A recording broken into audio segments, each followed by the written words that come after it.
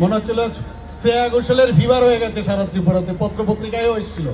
তা আজকে আপনাকে ত্রিপুরার সমস্ত ত্রিপুরাবাসী, আগরতলাবাসীর পক্ষ থেকে আপনাকে স্বাগত জানাচ্ছি।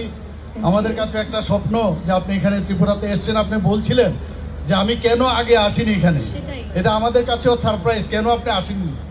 আমাদের যাক, আপনি করে তুললেন, এটার জন্য আমার অনেক অনেক ধন্যবাদ।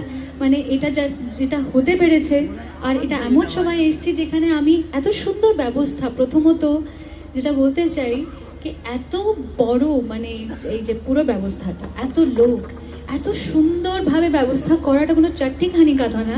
তো সেটার জন্য প্রথমত আপনাদের সবাইকে অনেক অনেক ধন্যবাদ জানাই। আর এত ভালোভাবে সবার একটা ভালোবাসা, আশীর্বাদ পাওয়ার জন্য আপনারা দায়ী।